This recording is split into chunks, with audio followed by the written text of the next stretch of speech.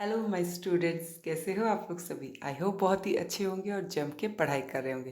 तो आज मैं आ गई हूँ फिर से एक नई वीडियो के साथ और हमारा टॉपिक है मनी सप्लाई। देखो, हमने एक यूनिट स्टार्ट कर रखी है मनी एंड बैंकिंग, जिसमें हमने पिछले वीडियो में पढ़ा था function of money, barter system, इन सब चीज़ों के बारे में पढ़ा। आज हम आ गए नेक्स्ट पार्ट पे। इस पार्ट में हम पढ़ेंगे मनी सप्लाई के बारे में। लेकिन अगर वो वीडियो नहीं देखी तो पहले उस वीडियो को जरूर देख लीजिए।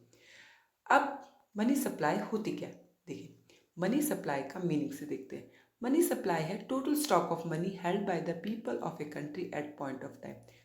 जितना भी मनी का स्टॉक है जो लोगों के पास है एक पॉइंट ऑफ टाइम पे, उसको क्या कहेंगे, मनी सप्लाई कहेंगे। यानी कि जो लोगों के पास पैसा है वो सब का सब मनी सप्लाई। आप बोलोगे किस टाइप का, भाई कैश। जनरल पब्लिक के पास में जो भी घर में जो रखा उनका कैश है वो मनी सप्लाई है।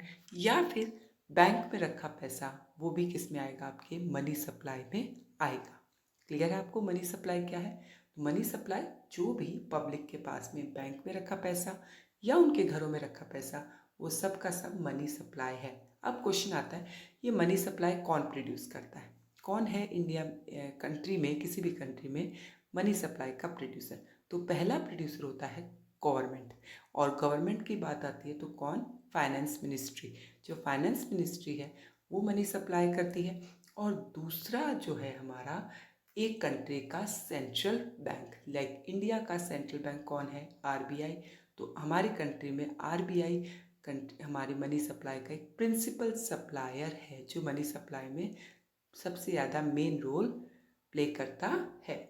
अब आरबीआई कौन सा सिस्टम यूज़ करता है मनी सप्लाई करने के लिए, आरबीआई यूज़ करता है मिनिमम रिजर्व सिस्टम। क्या यूज़ करता है, मिनिमम रिजर्व सिस्टम के थ्रू वो मनी सप्लाई करता है। जैसे कि क्या करता है वो 200 करोड़ का मिनिमम रिजर्व रखता है। देखो ऐसे ही नहीं मनी सप्लाई हो जाती कि मन किया उतने पैसा प्रिंट कर दूँ। आप इकोनॉमिक्स के स्टूडेंट हैं, आपको पता है कि ऐसे ही पैसा प्रिंट नहीं किया है, वरना उसकी वैल्यू बिल्कुल ही डाउन हो जाएगी। तो हर टाइप के अलग अलग टाइप के सिस्टम्स होते हैं जो यूज़ किए जाते हैं मनी सप्लाई के लिए। हमारी कंट्री में जो आरबीआई है वो मिनिमम रिजर्व सिस्टम को यूज़ करता है। तो वो क्या करता है, 200 करोड़ का मिनिमम रिजर्व रखता है। 200 करोड़ का मिनिमम रिजर्व में से 85 करोड़ का वो सिक्योरिटी के फॉर्म में रखता है, जो भी सिक्योरिटीज़ हैं वो। और 115 का in the form of gold के रूप में रखता है। ठीक है, इतने पैसे वो अपने रिजर्व रखता है, फिर वो पैसा प्रिंट करता है। क्लियर है आप लोगों को, समझ में आ रहा है। तो क्या करता है, मिनिमम रिजर्व सिस्टम यूज़ करता है। और कितना मिनिमम रिजर्व, 200 करोड़ का, जिसमें से 85 करोड़ का वो सिक्योरिटी के फॉर्म में और 115 in the form of gold. देखो जब जरूरत पड़ती है, अगर आपने न्यू इकोनॉमिक पॉलिसी वाला चैप्टर पढ़ा है तो उसमें भी हमने बताया था कि जब इकोनॉमी में क्राइसिस आ गए थे तो क्या हुआ था, हमने अपना गोल्ड ही गिरवी रखा था वर्ल्ड बैंक के पास, तब हमें जो हमें लोन मिला था। तो ये गोल्ड, ये मिनिमम रिजर्व सिस्टम उस टाइम पे अगर कोई क्राइसिस आ जाए तो हमारी हेल्प करता है। इस तरीके से एक कोई भी कंट्री का सेंट्रल बैंक क्या करता है, मनी सप्लाई करता है। अब आता है हाई पावर्ड मनी। ये हाई पावर्ड मनी क्या है, हाई पावर्ड मनी क्या होती है, money produced by the RBI and the government. क्या होता है, जो भी आरबीआई ने या गवर्नमेंट ने प्रोड्यूस करी। आप बोलोगे तो मनी सप्लाई, हाँ बिल्कुल, जो भी हमारी मनी सप्लाई कर रहा है वो सब के सब क्या हैं, हाई पावर्ड मनी है। यानी कि करेंसी, ये जो cash reserve with the bank, ये सब हमारा क्या है, हाई पावर्ड मनी कहलाता है। तो कंफ्यूज नहीं होना, what is high powered money, money produced by the RBI and the government.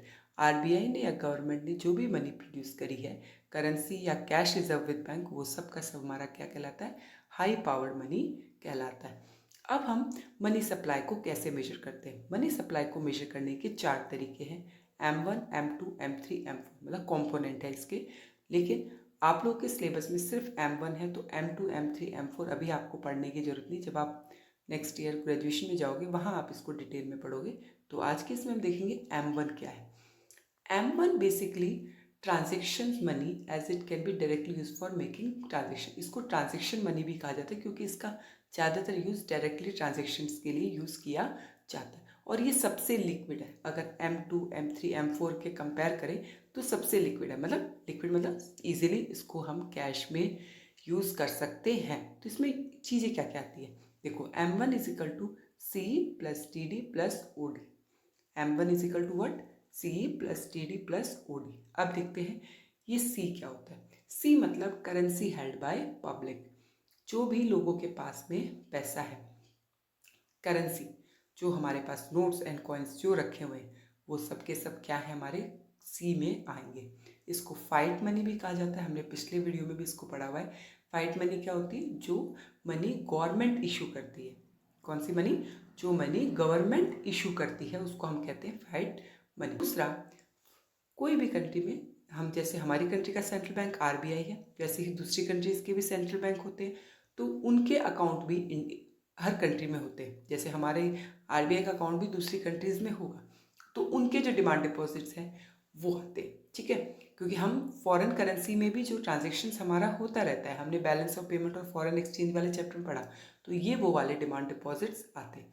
तीसरा, हमें इंटरनेशनल फाइनेंशियल इंस्टीट्यूशंस की भी ज़रूरत पड़ती रहती है, लाइक WTO, IMF, किसी भी टाइप की नीड्स के लिए, किसी भी चीज़ के लिए, तो वो जो डिमांड डिपॉजिट्स हैं वो आते हैं। तो 3 टाइप के डिपॉजिट हो गए। पहला जो हमारी कंट्री के पब्लिक फाइनेंशियल इंस्टीट्यूशन है, दूसरा फॉरेन सेंट्रल बैंक, और थर्ड हमारा international financial institution like WTO, IMF। और ये 3 मिला के क्या बनते हैं, C plus GD plus OD, ठीक है।